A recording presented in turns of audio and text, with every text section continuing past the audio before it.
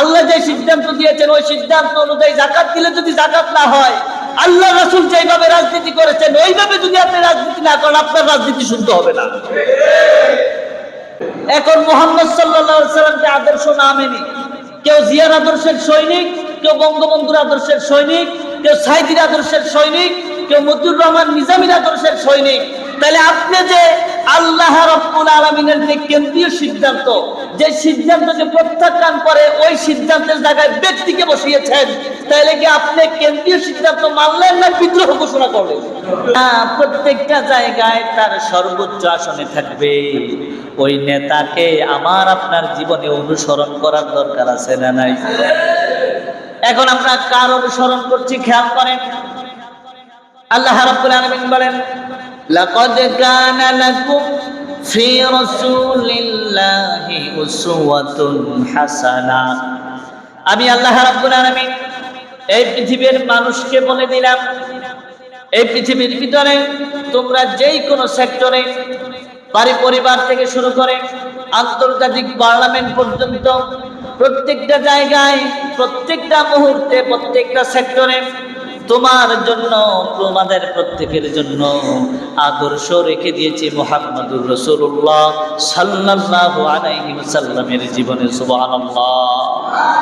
আপনার রাষ্ট্রীয় জীবন কেমন হবে, আন্তর্জাতিক জীবন কেমন হবে, পারিবারিক জীবন কেমন হবে, মসজিদে চলাকালীন অবস্থায় আপনার জীবন কেমন হবে, আপনি যখন ঘরের ভিতরে অবস্থান করবেন ঘরের ভিতরে আপনার জীবন কেমন হবে, সবকিছু শিখিয়ে দিয়েছেন, সবকিছু রেখে দিয়েছেন মুহাম্মদুর রাসূলুল্লাহ সাল্লাল্লাহু আলাইহি সাল্লামের জীবনের ভিতরে।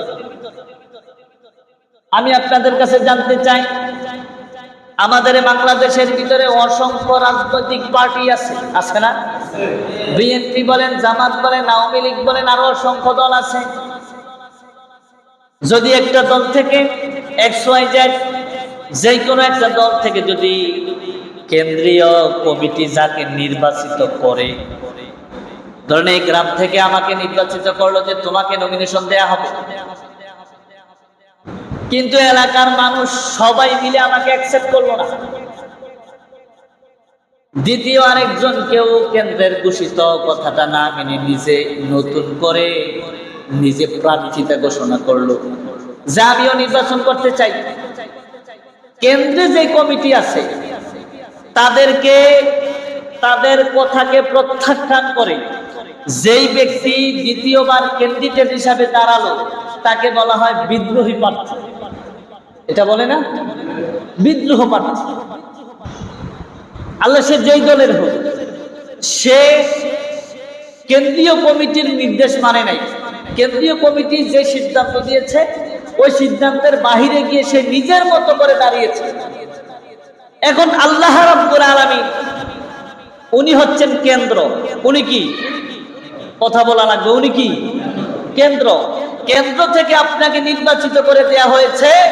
যদি তোমার জীবনে প্রত্যেকটা জায়গায়, প্রত্যেকটা সেক্টরে যদি কাউকে অনুসরণ করাই লাগে, তোমাকে যদি আদর্শ মানতেই হয়, মুহাম্মদুর রাসূলুল্লাহ সাল্লাল্লাহু আলাইহি সাল্লামকেই তুমি আদর্শ হিসেবে মানবে।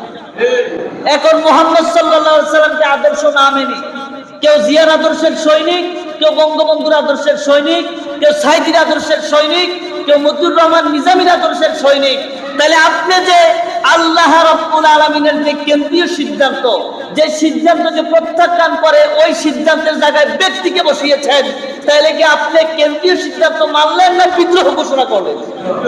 তাহলে আপনি যে বিদ্রোহ ঘোষণা করলেন, এই বিদ্রোহ ঘোষণা করার কারণে আল্লাহর সাথে বিদ্রোহ ঘোষণা করতে পারে আসমানের নিচে জমিনের উপরে কি কেউ আছে? তাহলে আপনার মগজের ভিতরে আজকে আমার প্রশ্ন, আমরা কাকে আইডল হিসাবে, নেতা হিসাবে, আদর্শ হিসাবে মানতেছি কোরআন ও হাদিস থেকে? এইগুলো আজকে আমরা শুনে জীবনে আমল করব। পরিবর্তনের চেষ্টা থাকা লাগবে। যদি না থাকে তাহলে আপনার জীবনও ধ্বংস, যৌবনও ধ্বংস, আখিরাতও ধ্বংস, দুনিয়াতেও ধ্বংস। এই জন্য আল্লাহ রাব্বুল আলামিন নেতা হিসাবে বিশ্বনবীকে প্রেরণ করেছেন। আপনার পারিবারিক ঘরের ভিতরে কাকে নেতা মানতে হবে, রাজনৈতিক দলের ভিতরে গেলে কাকে নেতা মানতে হবে, আপনি আন্তর্জাতিক মহলে গেলে কাকে নেতা মানতে হবে? সব কিছু আল্লাহ রাব্বুল আলামিন কোরআনে কারিমের ভিতরে দিয়েছেন কি দেন নাই? যদি দিয়েই থাকে তাহলে এই কোরআন আজকে আমরা ছুঁড়ে ফেলে দিয়েছি। এই কোরআনকে দরকার ছিল বুকের ভিতরে, এই কোরআনকে আমরা ফেলে রেখেছি টিভির উপরে, আলমারির উপরে, ঠিক কি না? দরকার ছিল কি? ছোট্ট একটি সূক্ষ্ম জ্ঞানের কথা বলছি। আল্লাহ রাব্বুল আলামিন আমাদেরকে বানিয়েছেন জ্ঞানী, মানুষদেরকে বানিয়েছেন কি? জ্ঞানী। আদম আলাইহিস সালামকে যত জ্ঞান দরকার সমস্ত প্রকার জ্ঞান শিক্ষা দিয়েছেন, এবং কি মুহাম্মদ রাসূলুল্লাহ সাল্লাল্লাহু আলাইহি সাল্লামের উপরে প্রথম যে আয়াত নাযিল হয়েছে, ইকরা, পড়ো, জ্ঞান অন্বেষণ করো, জ্ঞান অর্জন করো। তাহলে আল্লাহ শিক্ষা দিয়েছেন জ্ঞান অর্জন করার। এই জ্ঞান মানুষকে বোঝানোর জন্য, এই জ্ঞান দিয়ে আপনাকে পরিবর্তন করার জন্য। আজকে আমার দেশে নাম দিয়েছে বুদ্ধিজীবী। বুদ্ধিজীবী আসেনি বাংলাদেশে? বুদ্ধিজীবী। বুদ্ধি হচ্ছে শয়তানের, বুদ্ধি যুক্তি এটি কার? আমার কথা মনে হয় বুঝেন নাই। আল্লাহ তো আপনাকে বুদ্ধি দেন নাই, আল্লাহ দিয়েছে জ্ঞান। আপনি জ্ঞানজীবী হওয়ার দরকার ছিল। আপনি শয়তানের চরিত্র নিজের ভিতরে নিয়ে আজকে নিজে বুদ্ধিজীবী দাবি করছেন।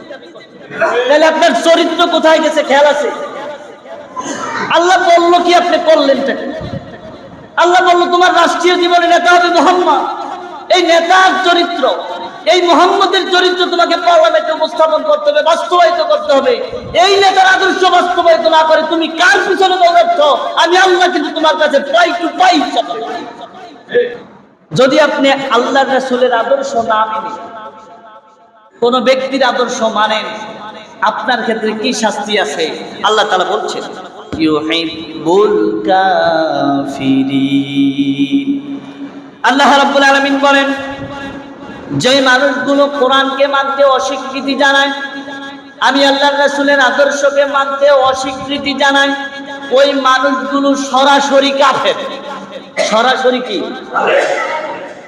তাহলে যে আল্লাহ ঘোষণা দিল যে যদি আপনি আল্লাহ এবং আল্লাহর রাসূলের কোন সিদ্ধান্তকে মানতে অস্বীকৃতি জানান, তাহলে যদি আপনি কাফেরে পরিণত হয়ে যান, তাহলে একটাবার মনের ভিতরে নিজের বিবেকের কাছে প্রশ্ন করেন যে আমি কি মুসলমান হওয়ার পরে, আমার বাবা মুসলমান, আমার দাদা মুসলমান, আমি নিজে মুসলমান, 5 ওয়াক্ত নামাজ পড়ি, রোজা রাখি, হজ করি, যেইভাবে আল্লাহর রাসূল নামাজ পড়েছেন ওইভাবে আমি নামাজ পড়ি, এত কিছু পড়ার পরেও শুধু আদর্শিক কারণে আমি কাফের হব কেন? এটা হচ্ছে আজকে আপনার বিবেকের কাছে আমার প্রশ্ন। নামাজ আমরা যেইভাবে পড়ি এটা আমাদেরকে শিক্ষা দিয়েছেন মুহাম্মদুর রাসূলুল্লাহ সাল্লাল্লাহু আলাইহি ওয়াসাল্লাম। ওয়ারকাউ ওয়াসজুদু, তোমরা রুকু করো। আমরা রুকু কয়টা করি? কথা বলেন না কেন? রুকু করি কয়টা? একটা। ওয়াসজুদু, তোমরা সিজদা করো। সিজদা করি কয়টা? এখন আপনি মনে করতেছেন সিজদা তো ভালো কাজ, সিজদা ভালো কাজ, আমি 2টা করবো কেন? 2টার জায়গা 3টা করি, নামাজ হবে? যেহেতু আল্লাহ রাসূল রুকু করেছেন, আল্লাহ বলছেন ওয়াসজুদু ওয়ারকাউ, তোমরা রুকু করো। এখন আপনি যদি চিন্তা করেন হ্যাঁ ঠিক আছে, আল্লাহ যেহেতু ঘোষণা দিয়েছে রুকু করবো, তাহলে আমি একটার জায়গা 2টা করি, নামাজ হবে? তাহলে আল্লাহ যেইভাবে বলছে ওইভাবে আমি আর আপনি না করলে যদি নামাজ না হয়, আল্লাহ যেই সিদ্ধান্ত দিয়েছেন ওই সিদ্ধান্ত অনুযায়ী হজ করলে যদি হজ না হয়, আল্লাহ যে সিদ্ধান্ত দিয়েছেন ওই সিদ্ধান্ত অনুযায়ী যাকাত দিলে যদি যাকাত না হয়, আল্লাহ রাসূল যেইভাবে রাজনীতি করেছেন ওইভাবে যদি আপনি রাজনীতি না করেন, আপনার রাজনীতি শুদ্ধ হবে না।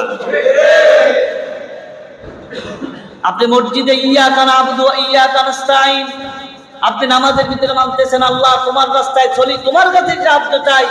আপনি মসজিদে আল্লাহর আইন মানেন, সমাজে আল্লাহর আইন মানেন না। আপনি মসজিদে আল্লাহর যত বিধান আছে সব বিধান মানেন, সমাজে মানেন না। আপনি তো নামাজের ভিতরে মুনাফিকি আলামত, মুনাফিকি কাজ করে মসজিদ থেকে আপনি বের হয়েছেন। ইন্নাল মুনাফিকিনা ফিদ দারকিল আসফালি মিনান নার, আল্লাহ বলেন মুনাফিকের জায়গা হবে কাফেরের চাইতে ভয়ঙ্কর জায়গা। তাহলে আপনি নামাজে করছেন এক, নামাজে মসজিদে এক, সমাজে আরেক। যারা সমাজে চলে তারা মসজিদে করে না, যারা মসজিদে করে তারা সমাজে চলায় না। আপনার আচরণ তো একমুখী না দুমুখী? কথা বলে একমুখী হয়েছে না দুমুখী হয়েছে? আপনি মসজিদে করলেন এক, বাহিরে গিয়ে করলেন আরেক। আল্লাহর বাক্য অনুযায়ী যারা আমি আল্লাহ এবং আল্লাহর রাসূলের যত স্বীকৃতি আছে, যত বিধান আছে, ওই বিধানকে যারা অস্বীকৃতি জানায়, ওই মানুষগুলো কখনোই মুমিন নয়, এরা কাফের। এরা কি? এই জন্য সিদ্ধান্তটাকে আমি নেব না